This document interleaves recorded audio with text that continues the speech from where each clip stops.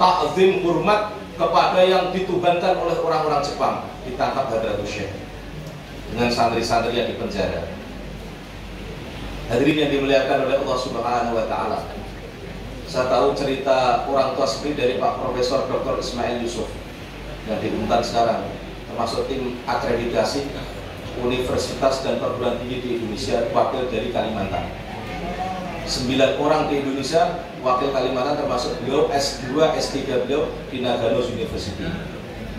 Hadirin yang dimuliakan oleh orang Jepang, orang bunuh diri itu mulia. Kenapa?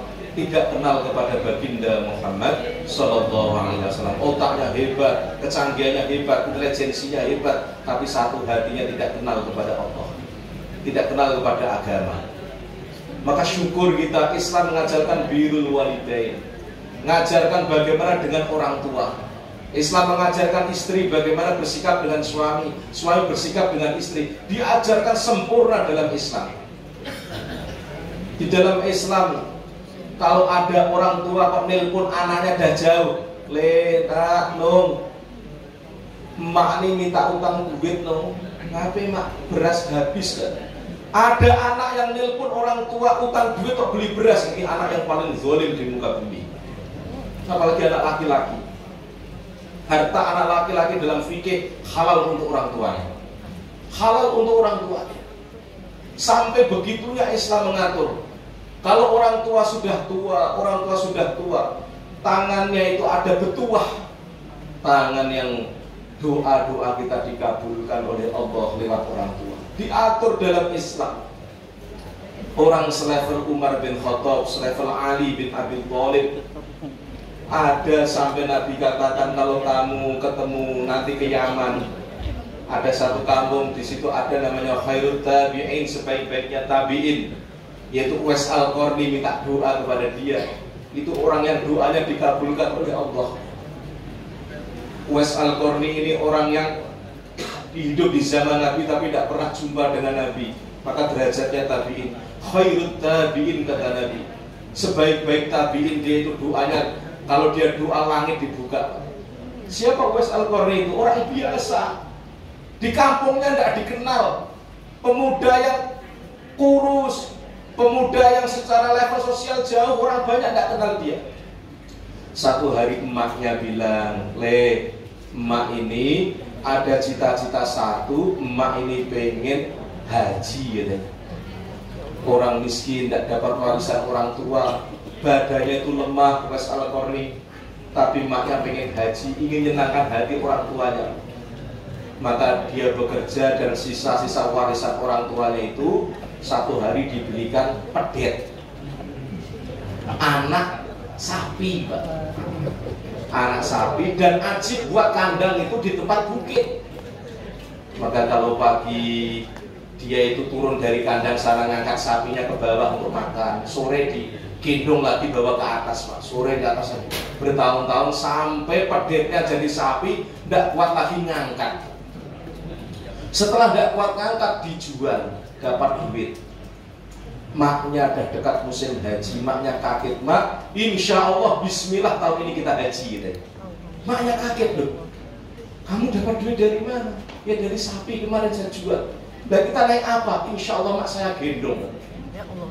Ternyata badannya Uwais Al-Qarni yang lemah tadi untuk menguatkan gendongi sapi, Pak. Biar nanti kuat gendong maknya dibawa ke Mekah. Tidak perlu fitness ya. Atletis badannya gendong sapi. Masya Allah, maknya diberangkatkan dari Yaman ke Mekah, kurang lebih 1000 kilo, Pak. Digendong maknya pergi pulang kurang lebih 2000 kilo musim haji. Tidak ada yang menandingi bisa khidmat melayani orang tua melebihi Uwais Al-Qarni. Menggendong hampir 2000 kilo emaknya untuk haji ke Mekah dan ke Madinah. Maka doanya dikabulkan oleh Allah. Ini Uwais Al-Qarni.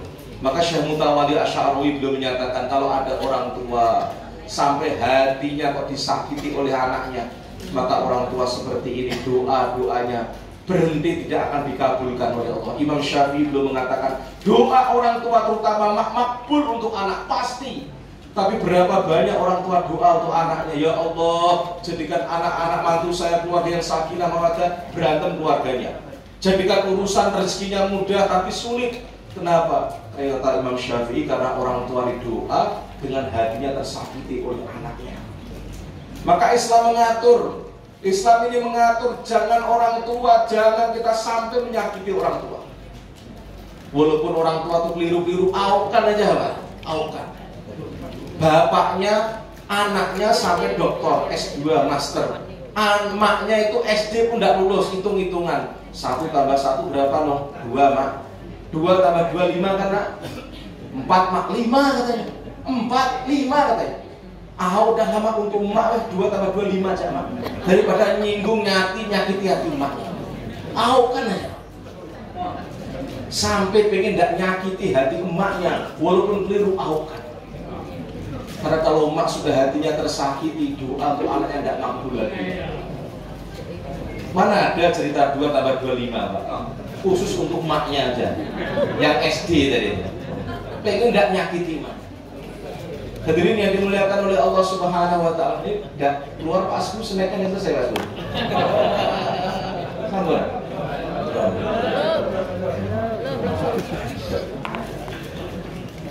Ini orang tua dengan anak. Kata Imam Syafi'i, doanya itu makbul. Dalam kitab Adhkar ada doa-doa yang makbul, yang pasti diijabahi oleh Allah. Doa ketika musim hujan, ketika hujan turun. Doa ketika orang Islam berjauhan yang dia rindu. Doa ketika thalabul ilmi, termasuk doa orang tua kepada anak. Maka bapak-bapak, ibu-ibu yang dimuliakan oleh Allah Subhanahu Wa Taala, maka bersyukur kita kepada Allah. Maksud kita ini ikut sajadah fajar, maksud kita ini taat, sholat, ibadah, agar nanti waktu ujian terakhir itu Allah mudahkan dalam keadaan husnul khotimah. Karena orang itu akan dimatikan oleh Allah sesuai dengan hobinya di alam dunia ini, sesuai dengan kebiasaan di alam dunia. Dan orang akan dibangkitkan nanti dikubur sesuai dengan keadaan waktu mati dia. Hampir 3 tahun yang silam di Jakarta kan ada seorang anggota dewan Pak. Mohon maaf, tidak di anggota dewan. 3 tahun lagi mau haji, 3 bulan lagi mau berangkat haji Pak. 3 bulan lagi mau berangkat haji. Akhirnya masuk berita, ada orang laki-laki anggota dewan meninggal di pangkuan seorang pelacur. Hari-hari dia senang dengan kebiasaan dia di dunia. Maka seorang ulama almarhum Ki Uziran sudah menyampaikan, kesolehan orang itu tidak bisa dengan pencitraan. Kalau urusan dunia, monyet dia dicitrakan bagus, dipoles bisa, dipoles ini bisa. Tapi kalau urusan kesolehan seorang itu tidak bisa dengan pencitraan. Betul-betul amal yang zahir dia nampak, dan amal yang sunyi senyap itu akan mempengaruhi keadaan waktu mati dia. Berapa banyak orang yang amal zahirnya istimaiyat berjamaah nampak bagus, tapi ketika senyap-senyap dia maksiat kepada Allah, ternyata maksiatnya itu menjadi akhir cerita hidup dia. Maka kita berhati-hati dalam sabda Nabi terhadap maksiat yang sepi-sepi senyap sendirian, yang tidak kita merasa dilihat oleh Allah, tidak merasa diawasi oleh Allah, akhirnya waktu sendirian maksiat kepada Allah. Di Dubai ada cerita muadzin dari Pakistan. Muadzin dari Pakistan, azan sudah hampir 7 tahun jadi pegawai di Dubai. Azan, hari-hari syahadat, asyhadu an la ilaha illallah, azannya di menara.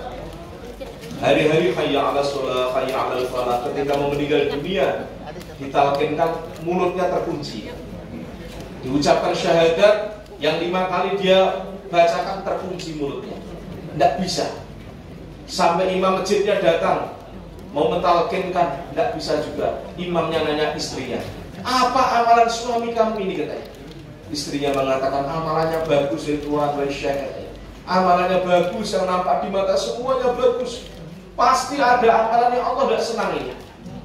Orang hari-hari muadzin, hari azan mengucapkan syahadat, ditalkin syahadat tidak bisa. Allahu Akbar. Akhirnya istrinya ingat, oh dia sering cerita. Apa ceritanya?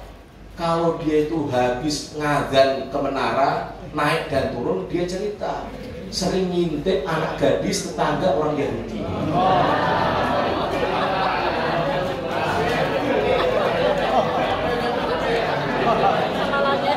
Masya Allah. Isyeknya langsung bilang, jangan-jangan ini yang nampaknya dosa kecil tapi dilazatkan dapat kenikmatan dari dosa itu. Takut-takut itu yang dipandang oleh Allah sulit dia ditalkin. Masya Allah. Akhirnya sulit istighfar. Akhirnya cerita itu waktu sadar disuruh taubat, mungkin dosa itu dia minta ampun kepada Allah. Akhirnya meninggal. Maknanya ini apa? Jangan meremehkan maksiat sekecil apapun, karena di balik maksiat itu ada murka dari Allah. Sebaliknya jangan meremehkan kebaikan sekecil apapun. Kebaikan di balik itu ada ridho dari Allah. Seorang pelacur pekerjaan yang paling buruk, Pak, ketemu anjing najis mughaladah, makhluk yang paling buruk sekali. Kemudian punya sepatu khuf dari kulit. Itu sepatunya bukan sepatunya orang alim, sepatunya pelacur lagi. Lengkap, profesinya lengkap. Pelacur ketemu makhluk yang buruk. Nengok anjing lidahnya yang julur, kehausan. Akhirnya dia sepatunya yang untuk melacur dilepas, diambil air khuf, ini air tidak tumpah, diberikan anjing. Kemudian dia ada keinginan, ya Allah, ini pekerjaan yang tahu hanya saya dengan engkau kebaikan ini. Saya berharap kepada Allah, kepada engkau ya Allah, semoga asbab yang kecil kebaikan ini engkau pandang, taubat saya engkau terima ya Allah. Jadi ngasih anjing dengan berharap dia ingin taubat. Akhirnya dipandang oleh Allah. Profesinya buruk, ada mahabbah kasih sayang dengan makhluk Allah yang paling buruk. Dipandang asbab itu dosanya diampunkan oleh Allah. Ini mafhum mukhalafahnya terus jangan dikhitopi nanti. Oh berarti bagus pelacur itu Pak, jangan. Khitobnya bukan itu, sifat mahabbahnya tadi, sehingga rahmat Allah, pandangan rahmat datang kepada wanita. Seperti itu. Jangan meremehkan kebaikan sekecil apapun, jangan meremehkan maksiat sekecil apapun. Di balik itu ada murka Allah, di balik itu ada ridho Allah. Ini zaman-zaman akhir. Kata Nabi, waktu zaman Nabi saja fitnah sudah seperti air hujan, Pak. Apalagi sekarang. Apalagi sekarang fitnah merajalela. Di mana-mana bisa kita ini mendapatkan taat juga bisa, mendapatkan maksiat juga bisa. Orang zaman sekarang, Pak, jangankan nengok wanita, nengok pangkat sapi dia syahwat, Pak. Nengok pangkat sapi dia syahwat zaman sekarang, Pak. Kalau otaknya syahwat, nengok pangkat sapi pun syahwat. Sekarang zaman kebaikan diobral oleh Allah, kemaksiatan dan keburukan pun diobral oleh Allah. Ini zaman akhir. Pasar malam itu kalau besok mau tutupan, malamnya diobral. Dunia begitu juga, ini zaman akhir. Maka sudah mau ditutup oleh Allah. Imam Suyuti mengatakan umur umat Muhammad kurang lebih 1500 tahun Hijriah, kurang lebih. Bisa kurang, bisa lebih. Maka dunia sudah mau ditutup, diobral. Kebaikan diobral, keburukan kemaksiatan diobral. Maka kita minta kepada Allah, doanya seperti doa Nabi, minta dijadikan sebagai pembuka-pembuka kebaikan dan dijadikan Allah sebagai penutup-penutup keburukan. Amin. Allahumma amin. Karena orang yang akan dimatikan oleh Allah sesuai dengan hobi kesenangan di dunia. Kalau senangnya taat, ahli masjid, ahli ibadah, ahli sholat, semoga harapan kita mati dalam keadaan seperti itu juga. Amin. Allah tidak mandang background dia dulunya seperti apa. Kalau ada azam, niat yang sungguh-sungguh kebaikan, bisa mati dalam kebaikan. Saya punya kawan, Bapak kenal semuanya, Pak. Karena terakhir 7 hari sebelum meninggal saya makan satu nampan dengan dia. Gito Rolis, Bang Gito Rolis, Bang Bangun Sugito, rocker Indonesia, kelahiran Papua. 7 hari sebelum meninggal saya makan satu nampan di kebun jeruk dengan dia. Habis pulang furud 40 hari dari Padang. Beliau punya cerita, saya ini punya cita-cita 5. 1, saya pengen mati dalam keadaan taubat. Jadi saya tanya dulu, Bang Gito ini taubatnya ceritanya gimana? Beliau waktu konser di Pattaya, Thailand.